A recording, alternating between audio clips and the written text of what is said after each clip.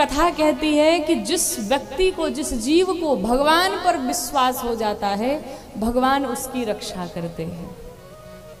कोई व्यक्ति अगर बैठ जाए, ये शास्त्र कहते हैं, पुराण कहते हैं कि कोई जीव अगर भगवान के भी भरोसे रह जाए तो भगवान उसे कभी भूखा नहीं सोने देते। मलूक दास जी का नाम आपने सुना होगा, भगवान के बड़े प्यारे भक्त। उनसे किसी ने कह दिया कि भगवान किसी को भूखा नहीं रखते हैं, अगर कोई भगवान पर विश्वास कर ले तो भगवान उसे कभी भूखा नहीं रखेंगे। तो मलूक जी ने सोचा कि चलो थोड़ी हम परीक्षा ले लेते हैं भगवान की, देखते हैं कि आज भगवान हमें कैसे खिलाएंगे।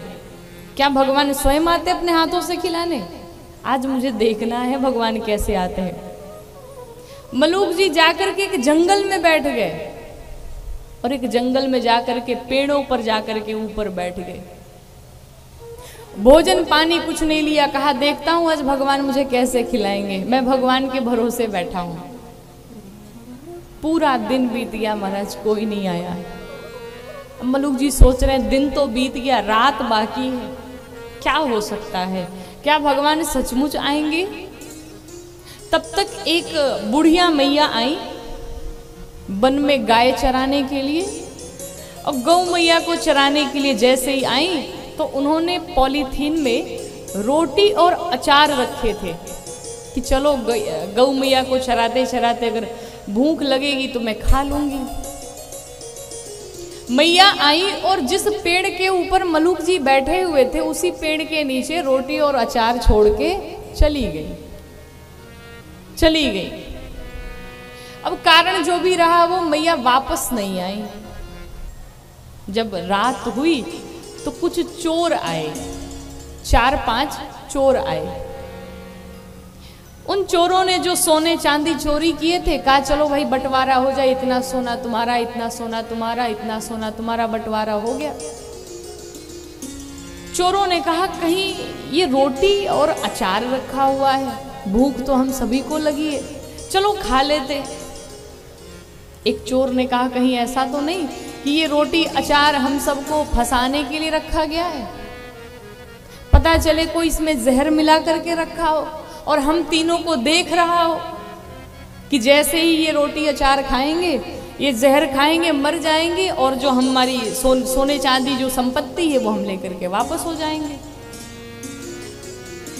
कोई नजर तो नहीं रखा है हमारे ऊपर। तब तक अचानक से उन चोरों की दृष्टि पड़ गई मलूक दास जी पे ऊपर।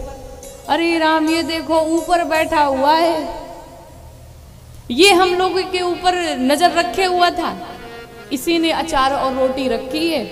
तो मलूक दास जी से चोरों ने पूछा क्यों भाई अचार रोटी आपने रखी? मलूक दास जी ने कहा हमें तो पता ही नहीं है कौन अचार रोटी रख के गया, मैं नहीं जानता हूँ। चोरों ने कहा ये झूठ बोल रहा है, इसी ने रखी है अचार रोटी, चलो नीचे उतर के आओ। मलूक दास जी को जबरन नीचे उतार के लाए। जब नीचे उतरे तो कहा ये बताओ, सच सच बताओ, ये अचार रोटी किसने रखी है? अब मलूक दास जी तो सही गए, महाराज हमने थोड़ी रखी है, हमने नहीं रखी है, कोई रख के गया होगा। नहीं तुमने ही रखी है, जहर मिला है इसमें। तो मलूक दास जी ने कहा भाई इसमें जहर मिला है, क्या मिला है मुझे कुछ नहीं पता है। चोरों ने कहा चल पहले तू खा, पहले तू खाएगा। मलूक दास जी ने कहा नहीं, हमने संकल्प लिया, मैं नहीं खाऊंगा आज तो मैंने संकल्प लिया है कि भगवान ही मुझे खिलाएंगे। चोरों ने कहा ऐसे कैसे तू नहीं खाएगा, हम सब मिलके तुझे खिलाएंगे। अब मलूक दास कहते मैं नहीं खाऊंगा और चोर कहते देखो देखो ये मना कर रहा है, लगता है इसी ने जहर इसमें मिला रखा है। उन चोरों ने मलूक दास जी को पकड़ करके एक रोटी जबरदस्ती खिलाई, कुछ नहीं हुआ। एक चोर ने कहा मुझे लगता है बिजली वाली रोटी में इसने जहर मिला रखा, अब बिजली वाली दूसरी रोटी खिलाओ। अब वो दूसरी रोटी ठूस ठूस के खिला रहे उसे। तीसरी रोटी नहीं, तीसरी रोटी में जरूर जहर होगा, तीसरी रोटी जबरदस्ती उसे खिलाए जा रहे हैं। तीनों रोटी महाराज खिला दी। मलूक दास जी भगवान के चरणों में पड़ गए और उन चोरों से भगवान कृष्ण प्रकट हो गए। मलूक दास जी भगवान को प्रणाम करने लगे, कहते हैं प्रभु आज मुझे विश्वास हो गया कि जो जीव आप पर विश्वास कर लेता उसे आप कभी भूखा नहीं सोने देते।